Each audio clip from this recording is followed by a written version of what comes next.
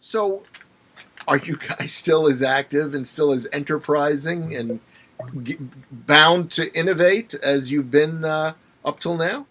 Yeah, absolutely. We continue to push out new things almost every week for Google consumer surveys. Come on, Really, is there that much new to try? there really is. I mean, it's really amazing. And in fact, over the last 2 or 3 months, we've really been focusing on a couple specific use cases that are really interesting to Google as a company. Google has a $50 billion ad business, and most of those ads can be measured through sort of metrics that most advertisers are used to. People clicking on your ad, going to your site and buying the goods that you're advertising. However, a large segment of those ads are brand advertising. So just like a television commercial, you're not meant to click on and one of these brand ads and go purchase something. They just want to increase brand awareness for their company. However, that's almost impossible to measure using the regular metrics that we have today. And so what we've started to do is measure each of these brand advertisements through surveys. So we find a person who has been exposed to an ad, and we create a group of people that maybe would have been exposed to the ad, but we've held back the ad from them seeing it. And then we survey both groups of users, and we compare the what we call the brand lift for each of the metrics we care about. So whether that's ad recall or brand awareness or brand favorability or even purchase intent, we can see significant changes between the people who have been exposed to some of these brand ads and those who haven't. And so this is really creating a measurement tool for a business that is growing within Google and will be as big as our sort of direct performance ads that we run on google.com and anywhere. Is this the new ActiveView product that just got the Media Research Council's approval? This is different from ActiveView. ActiveView basically says, uh, you know, uh, all these brand advertisements are shown on websites, but sometimes the ad loads and it's actually under the fold or not in the screen that you're actually looking at. And so the active view measures only when a user has actually, when the ad is on the screen real estate that they're looking at. And so what that sort of measures whether or not someone has seen an ad, but to know whether or not the ad has an effect or the effect that the advertiser wanted, you actually have to ask people because again, with most ads on Google, we're trying to get people to buy something on a website. Here, we just want to know the awareness of a brand, and so the only way to get at that is to ask people through surveys, and that's really has been our focus for the last couple months because we think it can drive significant revenue to Google by having this really integrated measurement solution where it doesn't exist anywhere else. What do you call it?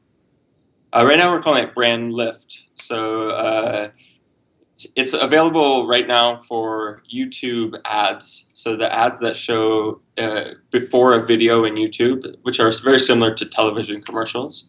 What happens is someone will see one of these ads in YouTube, and then at some later point when they're visiting YouTube and they look at another video, instead of showing an ad in the video player, we'll show a survey, and they have to answer the survey to look at the video that they want to watch.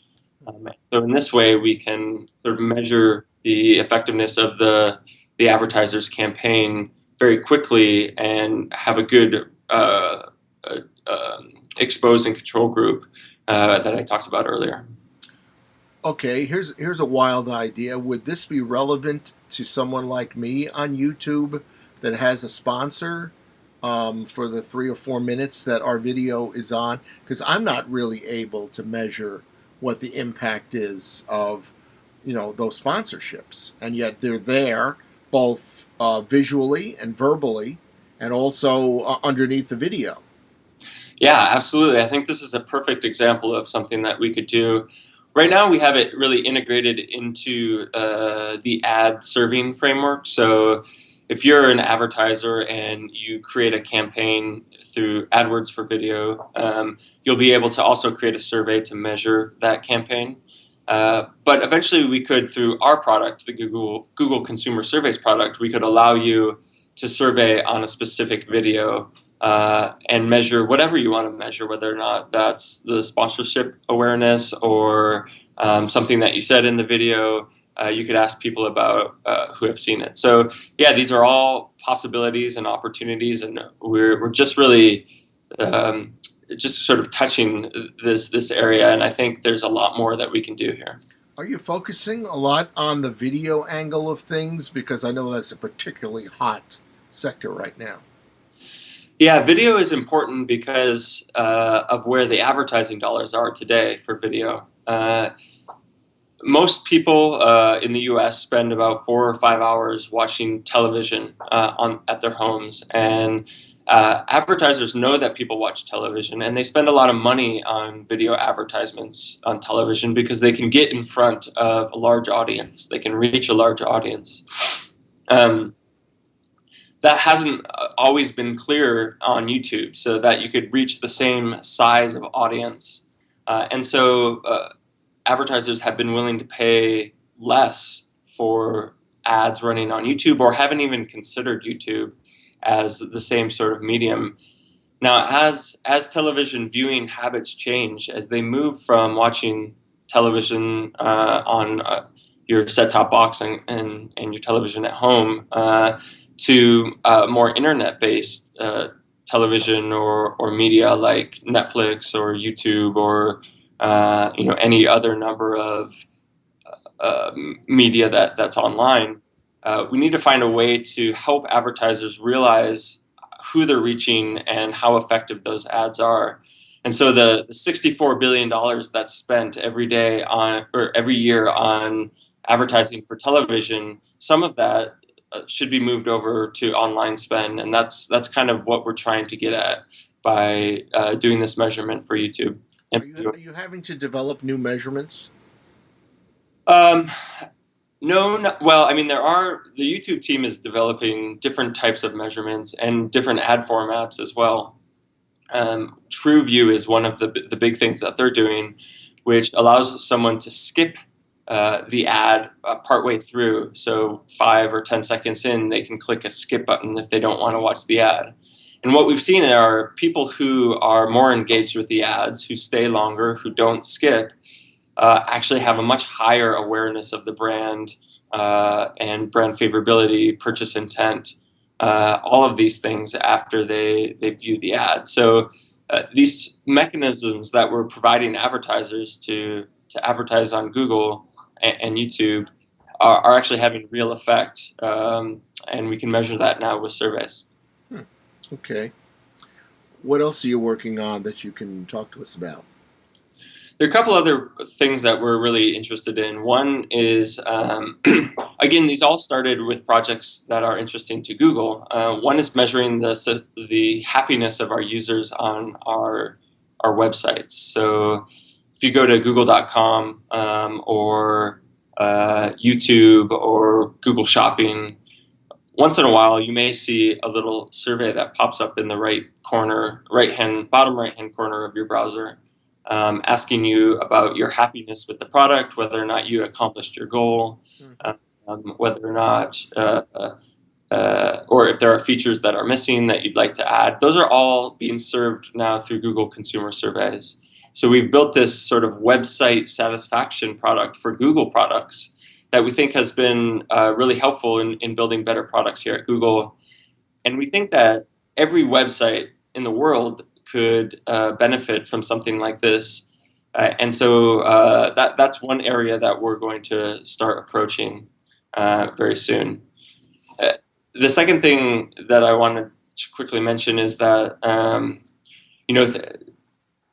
internet activity is moving from desktop to tablet and mobile devices. And the surveying that is being done, whether it's through Google Consumer Surveys or any other online survey provider, it's mostly being done on the desktop. And more people aren't on a desktop or a laptop, they're on their mobile phone. And so we've been working really hard over the last several months to build a mobile version of what we're doing, and we're getting closer and closer, but we haven't quite launched it yet. So I think over the summer you're going to see a lot of change with Google Consumer Surveys. A lot of the limitations that we had previously will go away, and we hope that researchers from all around the world can use it to do the research that they do every day with other sample providers. Mm-hmm. Are you noticing any competitors? They're certainly out there, and if so, are they having any impact? There are definitely lots of competitors. The research space is very fragmented, and I think what's interesting to me is that there's a lot of venture capital being placed into this space with new companies coming up and new technologies. For us, what we really concentrate on is providing the best respondent experience, which in the end results in the best survey data, because we get a wide variety of users. They're not professional panelists. We get people answering questions quickly to get to their content, which means that they're answering honestly when we do our validation surveys. And you can see through the studies that Pew has done, that Nate Silver, the guy who does political polling, and our own validation surveys, that we're really have the best data out there for sample providers online, and that's kind of where we've put our focus. Okay. Google Consumer Surveys is now about a year old. Yep. Is it where you thought it was going to be? Has it exceeded expectations? I would say it's different than I thought it was going to be, in that, we really went out and sort of started this project, as I think I've mentioned before, an autonomous unit, which is kind of like a startup within Google. And we had this idea that we could help publishers monetize their content. And research was just sort of a means to an end to do that. And that was really our goal, and still is our goal, and really our focus. But as we've talked to other teams at Google, as our Google product teams have used our product, as we've talked to partners and clients, we found that there are certain use cases that we are very good at and can deliver very good, fast results, like the ad effectiveness, the brand lift stuff that I talked about, and this website satisfaction stuff. And so, I think our goal is still to help publishers and content creators monetize their content and get paid for the great work that they do. But research is typical market research, like product testing and those sorts of things, are only a part of what is done on our platform. And I thought originally, that would be the main focus from the research side. So I think the way that it's changed has really been the use cases that people have used for our platform, and it's interesting because it changes every day, and new things come up all the time. So that's exciting. How many newspapers or publications are you dealing with now?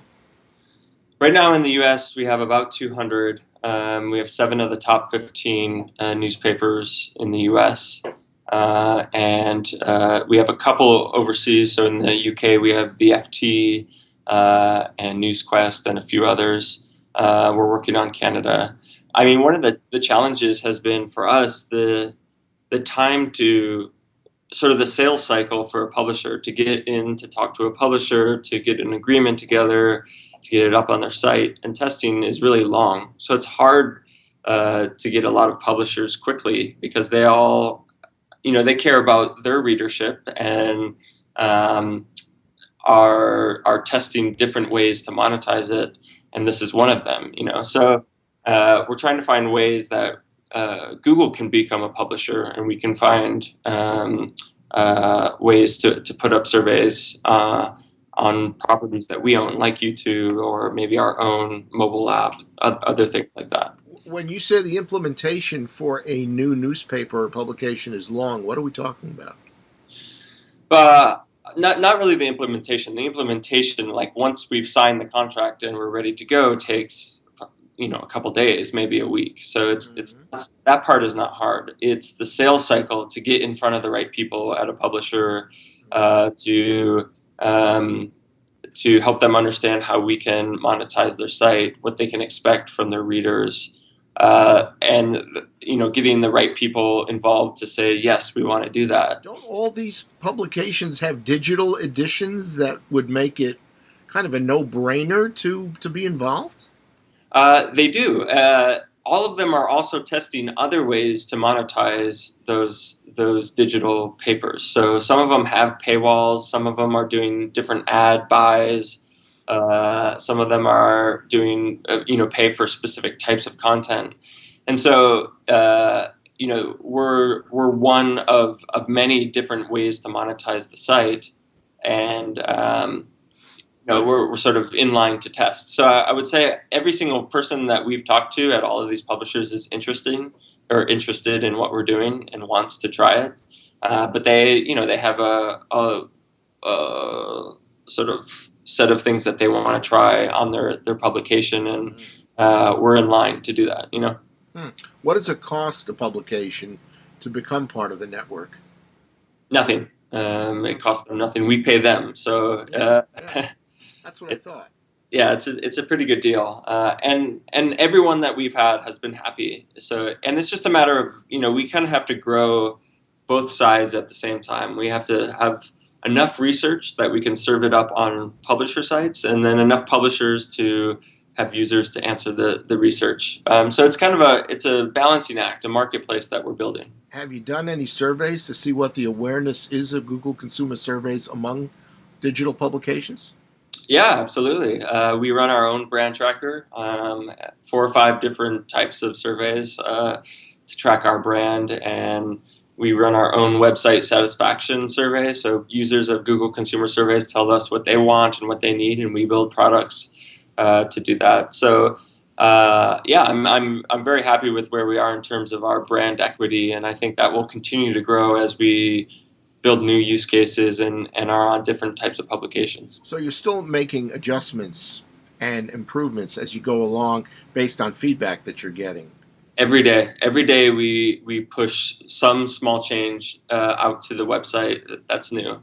And that's really, I think as a customer, that's something I think that is comforting, because that if you can't quite do what you want right now, that will come in the next couple days or the next week or the next month. And everything is changing, but sort of the base is the same. So you can always do what you can do today, but new features are added constantly. Okay. Now, I know there was tremendously positive response from Google after you rolled out last year, because I think you even surprised them with what you were able to do in the way of impact. Is that still, is that enthusiasm still very much there? Yeah, absolutely. And I think this is where you see the impact that we're having is changing the way that some of the leadership at Google is doing business. For example, the measurement stuff actually came from a senior VP at Google asking us to do this because he saw the value in what we were doing, and how we can change sort of the brand measurement game at Google and for other companies. So that continues to happen. A lot of the changes and the focus that we have come from executives at Google who are interested in what we're doing and how we can provide value to Google. Okay. As you look back, and you launched when last year? What was the actual date? I believe it's March 29th. Okay, sounds right. What are the 2 or 3 biggest ahas that you guys have come up with in that time, since you're coming up with new stuff every day, and I believe that, and you're making changes every day, and I believe that too. But if you had to really nail the handful of biggest learnings that you didn't really have any understanding of or anticipation of, what would those be? Well, I think the most interesting, or the biggest thing for me, was that if you put limitations in front of people, if you make them think about what they're doing, you actually end up with sort of better research and better experience from the respondent side. I think if you look at a typical survey, like a 30, 40-minute survey, you'll see questions that are paragraphs long. You'll see questions that are, have all these like crazy grid questions or matrices that you have to fill out. And respondents don't like to answer those types of questions. And they end up kind of just filling it in and not really taking their time. And when you limit a researcher and you tell them, you have 140 or 160, 75 characters to write your question in, and you have 4 or 5 response options and only 2 questions, they have to think about what they're writing and make very concise and concrete statements. And to that end, we end up getting better data. And I think, again, we've proved this through our validation and the Pew stuff and Nate Silver, being ahead of the online polls there. So to me, what was interesting was that we could produce sort of the best data in the research industry with all of these limitations in place, and by asking just random people. So that was when you say best data, what are you referring to? Do you have a the most yardstick? accurate or the highest quality data that you can get from a set of respondents, the best sample in another sense. I think the other thing was that those limitations are an issue with adoption. So the 2 questions at a time is a struggle for researchers. It's hard to break up a large survey into 2 question chunks, and we know we need to address that. And those limitations, I think, very soon are going to go away, or at least be changed into something more reasonable. But isn't the research that's being made available run in such a way that I'm going to ask you 2 questions, but as part of the whole survey experience, I might have 10 questions. I'm only asking you 2. Right. I'm going to ask the next guy that comes in that wants to read some material 2 different questions, or maybe Right. 1 different question, 1 qualifier, and 1. I mean, isn't that how it's working? That is how it works. The issue, though, is that you can't do a crosstab. So you can't have the same respondent answer every question and then say, I want to see, people who responded A to question 1, I want to see how they responded to question 2, 3, and 4, because I need to segment my customer base, for example, is a good way to do that. And so that limitation, I think, has sort of held back a lot of the adoption amongst at least the big market research firms and companies that use it. And so that was another learning for us. I think otherwise, the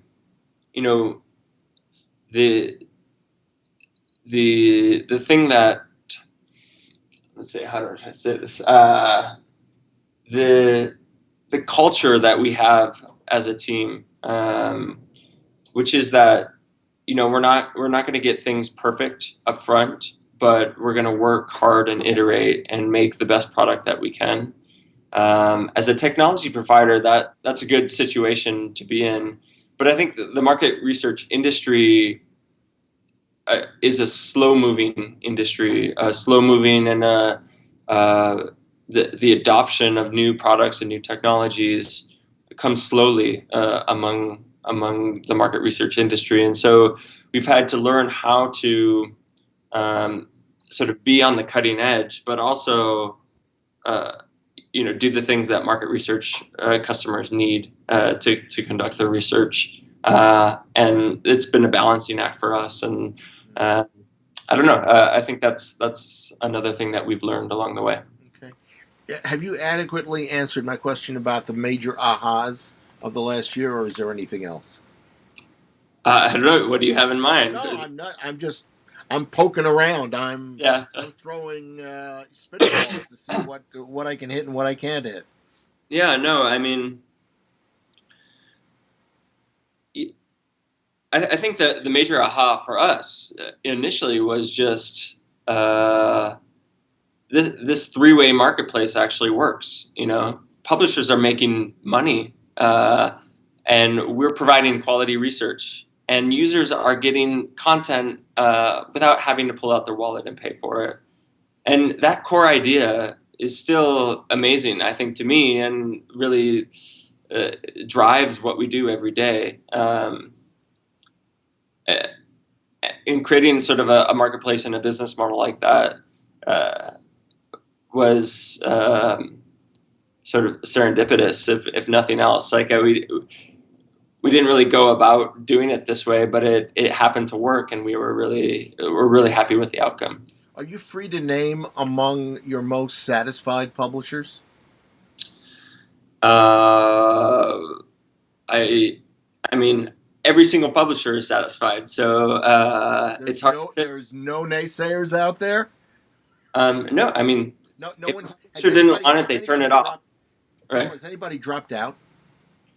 There have been a few that dropped out, yeah, and I think for the most part, the ones that have dropped out because their corporate strategy had changed. So some of them have decided that they don't want to do paywalls at all or block content at all, because they feel that information should be free and should be available to everyone without any blocking. And that's totally fine and reasonable.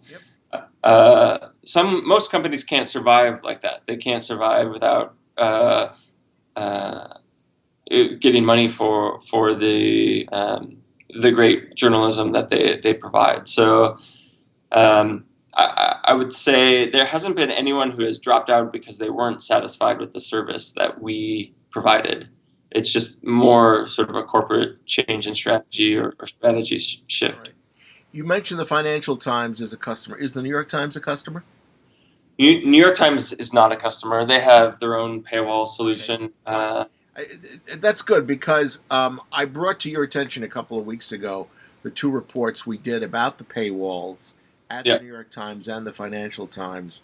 And I did ask you then, and I'm going to ask you to repeat it here, what the, not the reaction, but what the impact has been on Google consumer surveys from companies that have adjusted, not done away with the paywall, but made adjustments about the paywall. And perhaps have they made adjustments based on information they got through Google consumer surveys? Yeah. Well, I'm not quite sure what your question is. So are you saying there have been some companies that have made some adjustments? Say the Financial Times. Okay. I don't know what kind of adjustments they've made, but they had a pretty ambitious program, and they're really studying the data. And I'm wondering, like in their case, has Google Consumer Surveys input and information helped them make judgments about what they needed to change or if they needed to change anything? Yeah, so companies like the Financial Times have had different forms of paywall over time. So sometimes they block all of the content on their site and make you pay for it before you can read anything. Companies like the New York Times, for example, have what we call a metered paywall. They allow you to see a certain number of pages before you're hit with the paywall. And I think that changes all the time, and that changes based on readership and people coming to their site and the feedback they get from their users. For our publishers, we also offer a service that allows them to ask their own questions of their readers so that they can improve their own site. So again, a site like the Financial Times will ask their readers a bunch of stuff to help make their product better or their advertising better. And they adjust all the time based on that feedback. Okay. How many people are in the Google Consumer Surveys team now? It's not something that we normally talk about with the press. So, but comparatively speaking, versus what it was 12 months ago, 6 months ago, can you give us some ideas? Sure. So our team has definitely grown and continues to grow. We're a medium-sized team at Google, and I think as we we provide more value to Google products like ads and our other products that people use, we'll get more resources to do so. Are any of the people that you've added actually professional researchers, or are these just internal people that you've shifted from one end of the company to another? We have professional researchers on our team. And are they new to the team that have been added? Because I don't think those were really on staff when you started, were they? Yeah, when we started, we had a bunch of we used a bunch of consultants. So we had survey scientists here at Google that kind of helped with the product that we were running, and then also statisticians from Stanford and some other universities that we've worked with to sort of look at what we're doing statistics-wise and make sure it's sound. But recently, we've added researchers to our team to help our clients create better research or translate the existing research that they do to our platform.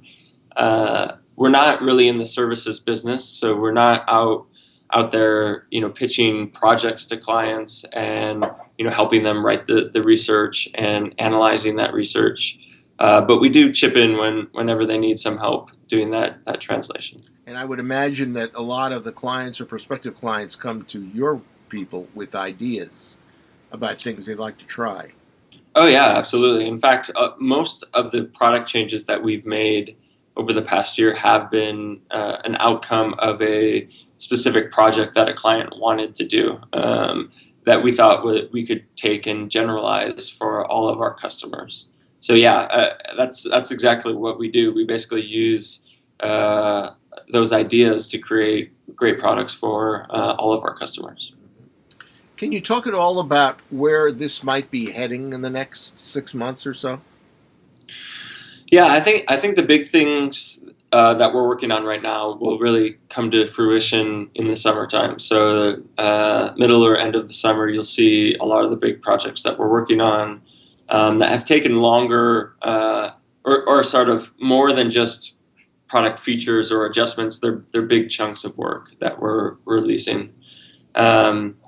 I think Google will continue to use surveys in ways that we hadn't really thought of before to improve our other products. The measurement stuff that we're doing with ads is really the cornerstone of our brand team, and we're really trying to make it so that we can measure the effectiveness of these ads and help advertisers optimize them over time. So you'll see a lot more effort there, I think. And as we break down the barriers, the limitations that we had up front, we believe that any client that currently runs research with any other company can come to Google Consumer Surveys and run the same survey or a very slightly modified version of that survey on our platform and get high quality data very quickly and at low cost. And that is going to come very soon. And I think So you haven't seen that yet? Well, we haven't had the ability to do that yet. But you'd be aware if research company X came to you and said, we'd like to start running this survey for this client on Google Consumer Surveys. We have previously been running it, maybe it's some sort of a tracker or something. We were previously running this in some other version, in some other methodology. Have you had anything like that taking place? Oh yeah, that happens all the time. But the problem is that it takes someone in one of those research firms or one of those companies to say, we can do this better. We can convert what we have to something that will work on Google Consumer Surveys. And that translation process, I think, is a barrier to adoption. And so we're trying to remove those barriers and just say, take what you got and give it to us and we'll do it. You don't have to worry about the limitations, the 1 or 2 questions at a time. You have a 30-minute survey, we'll do your 30-minute survey. But we'll do it in a smart way where we actually still respect the respondent and the experience that they have and compensate them in ways that they are interested. So you've done something like that? We have, and we're starting to do a lot more of that. And reactions to that from, I guess, from the consumer angle have been what? Because we hear over and over and over again, 20 minutes or less, preferably less. Don't ask more than, 5 questions. Stay away from this, stay away from that, etc. Yeah. Well, what we're doing is we're serving up these surveys to users in sort of the tests that we're doing in ways that they can complete what they need to do or pieces of the survey in different points in time. So it allows them to kind of break it up and do it as they please instead of forcing them to do it up front before they can get access to the content, for example. Does it tremendously inhibit completion of the survey? It doesn't, at least what we've seen thus far. And this is really early stages here, and we're experimenting all over the place with this type of thing. So I can't talk too much about it, but it's something that I think we can get around those limitations, except most surveys that are currently run them on our platform or another form of our platform in the near future. Can you share anything else that would similarly kind of be breaking the boundaries or the believed boundaries of what you should or shouldn't do in research? I think the thing that we're really focused on right now is mobile. And I think most researchers think that mobile is a separate segment than the rest of the users. So they create surveys just for mobile. And they have a set of mobile respondents. We don't think of it that way. We think mobile is what the desktop is today is going to be in 2 or 3 years, and so we want to get ahead of that trend. And so our perspective is that you can create one survey. We can serve it up on desktop sites like our publishers. We can serve it through our mobile phones. We can serve it on tablets or a mixed mode, where we do all three, and we'll get the same quality responses. We have the same accuracy in our data, and it will allow us to have reach that we didn't have before. And so I think that's the big difference in philosophy for us. Mobile isn't a separate thing; it is the thing, and that's going to change Google consumer surveys. And I think a lot of the research that's being done today. In the next several months as we release this mobile platform. Some of the statistics I've seen recently, if you believe them at face value, are kind of contradictory. One of the continuing things I've seen is that, yes, mobile is going to basically eat away at desktop, even iPad, as we move forward. At the same time, I saw or heard a couple of months ago that smartphone acquisitions by consumers have kind of plateaued. I don't know if that's true or not, but if it is, I said on one of my videos, boy, that was fast. Yeah, I mean, it's not what we see at Google. Right now, there are about 5 billion feature phones in the world. So these are the phones that aren't smartphones, that don't have the touchscreen, that people use, just have numbers and you can dial it. And SMS is the other thing that people do there. There are 1 billion smartphones in the world, and every data point that I've seen thus far is that the smartphones are gaining ground on the feature phones and will soon overtake them. And if you look at a country like India, for example, the traffic that we get on Google properties has already changed from desktop traffic being the majority to mobile traffic being the majority. And even the difference between sort of the smartphone usage in India and the feature phone usage has changed dramatically.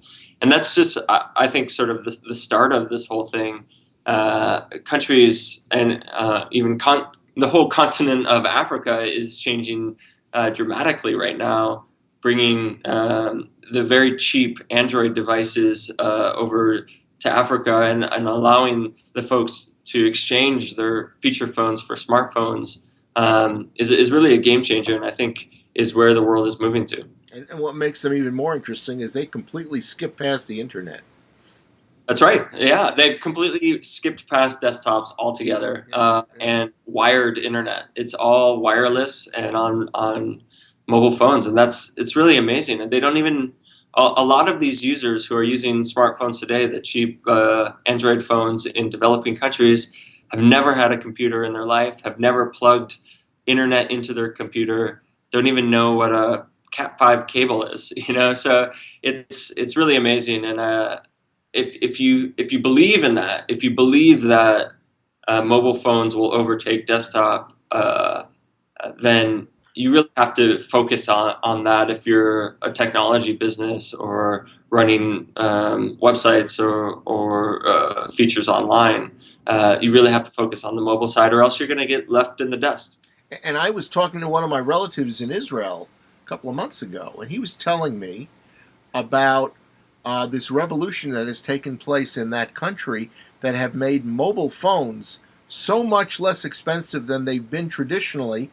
And I started looking here in the U.S. about a month ago, and there's a couple of very small companies that are basically going to try to do the same thing, which could really get the market to explode even more than it already is.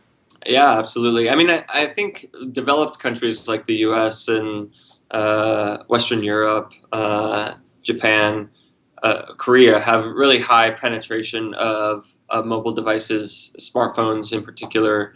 But it's the other countries that really haven't had access to it because it was too expensive, that this is really going to change. And it's exciting for us because it's a whole new dimension in which we can do research, which Google can create products and be a leader in the space. And growth in industrial versus non-industrial nations, very valid point. But even at the same time, as we see more and more households going away from a landline phone to strictly mobile phones, that makes the mobile phone, business even that much more attractive and lucrative. Absolutely. Yeah. I think if anyone, the days of doing sort of RDD landline polling are coming to an end. I think if you look at users who are Americans, even who are under 30 years old, and ask them if they have a landline, you're not going to find too many of them. And those who have cell phones aren't answering pollsters when they call them on their cell phones because it's easy to know who it is and they can dismiss it before they even answer it. So we got to find a different way to do that sort of survey and polling. And the internet is a great way, but mobile phones is even better. I think that's again why we're trying to focus in this area. So a year ago, when you guys launched, Google was not really looking at becoming a research organization. And I believe you even said to me then, we're not. Yep. But is that changing? Because with everything else you guys are investigating and probing and poking around into, it sounds as if you may not have a research company, but you certainly have a research accessory organization, which could be just absolutely essential to a lot of research that needs to be done. Yeah, I mean, I wouldn't say that it's changing. We see research as a tool for the things that we're doing here, and Google is a data-driven company, so research is just another one of the tools that we get to get the data that we need to build our products. And like I said earlier, we, Google Consumer Surveys, are not sort of a standard research organization, not a client services business. We build technology, we build tools that allow other people to do research, and I think we build the best tools in the world. And we're just continuing to try to innovate in that space and build to our clients' needs. So when are you going to become the president of Google? I got a ways up there. But it doesn't matter because we got such great leadership here that I feel pretty comfortable where I am, and I get to lead my team, which is sort of the thing I care about the most. Is there anything I haven't asked you about that I should have asked you about? No, I think you covered the bases. You know, I guess I've kept saying this to you, but you know, we're about 1 or 2 or maybe 3 months away from really announcing some big things and having some major projects that we've been working on for a long time come out. So I'd love to come back in a couple months and explain exactly what we're doing with all of these things that we're working on.